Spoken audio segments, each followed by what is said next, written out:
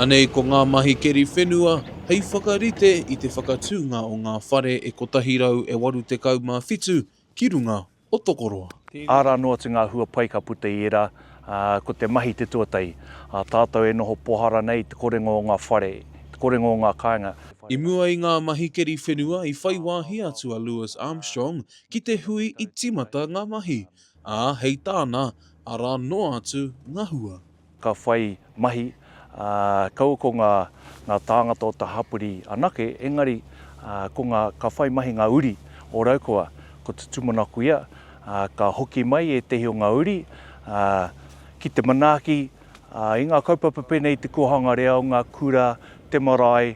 With one of the parts of Kinley closing or, closing down, I'm not too sure, but I know there is a need for houses.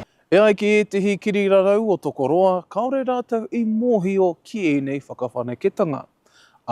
Ko toro atu a Aukaha ki te koromatu a Waikato ki te tonga mo e tehi kōrero, engari auare ake.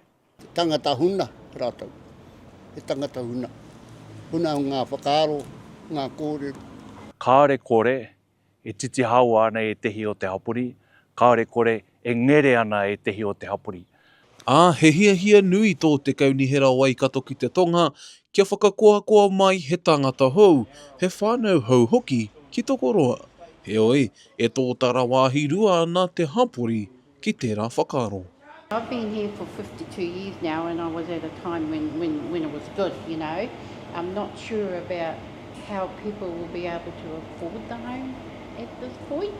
Kāre kore, ka whai hua, te tokomaha haere o ngā tāngata e noho ana ki Tokoroa nei. Kamatu ki tēnei hapuri whānau. Koinei, ko tētehi whakawhanaketanga whenua ko tau ki Tokoroa i roto i ngā tau tata nei. Me te aha, e tūmanako tia ana ka mutu. Ngā mahi ki Strathmore, hei te hanuere o te tau, e tū mai nei. Te kawa pāora, Aukaha.